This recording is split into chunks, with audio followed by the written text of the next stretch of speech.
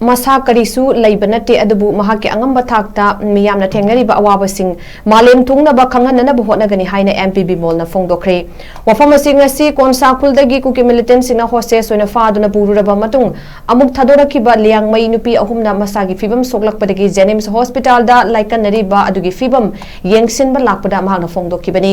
MP na makatana fongdokibada laingakna irang asigi maramda tha tarukki manungda report pikhatnaba inquiry committee semkrabasu tha taruk haina makatana sangkhatuna lakpana ngasidi chahi akum sujankhre oiriba phibam asigi matangda kanana kamdongna ohenbano haibadu losin bagi mami ama chaungna tari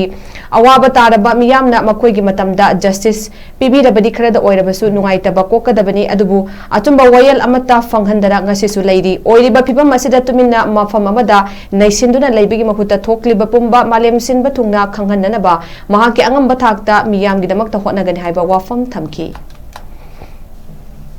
Pula phawraga phadi heta haibi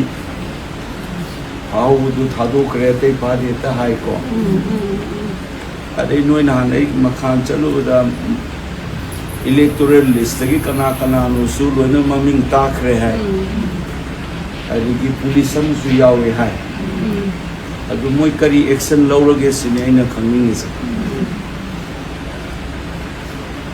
mi asi bai du dia mungsu hala aroi koi ni ko haile ko le punsi sidi ngo bo ko ilila ne haine ba moi di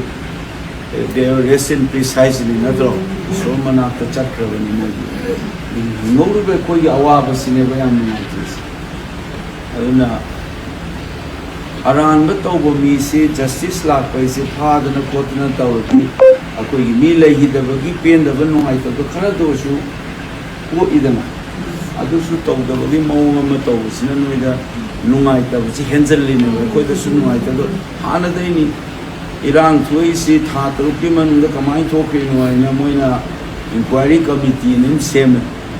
tha tarukki manungda report tawne na hairini ajai lamba committee nim sem ba moina act 2020 tha taruk sum sanggo ko jibo dum sanggo leisine kana bu losan na bo holari nu se gyan ta do Marale bidu thidokari na committee se bidu tha taruk ki manungda report pige hairam baduna tha taruk sangu se chei o men jangale sama ne si taw isine ba kana no taw ni si maming matha ta di adu phadalle adu tawe di kitang achum batawe haiba ki khudam nom phange dana adu na trisine ba ne am nu mai chi se sada adu ai su na khoi bo mani mi macha mani sun officer ma publicly elected officer pai bagi wani ko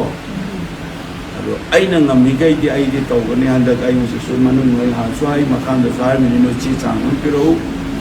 home ministry dai na taksan ba parliament dai na puto ga handa ki monsoon session la kini July da ko I promise you I'll raise this issue in parliament very good ado da natna na Swai the sungang tanu the suggest or go to Delhi the delegation am to na malim sindung khangan num chang tauri ba lu da ba mong tawi ba mong se kari no se swai the sum lo sal la thamna ta ba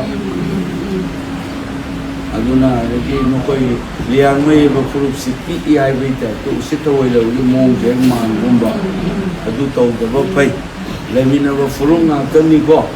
ai ningon da noi foreigner ni dunia dane de ngangon da bani ai di ko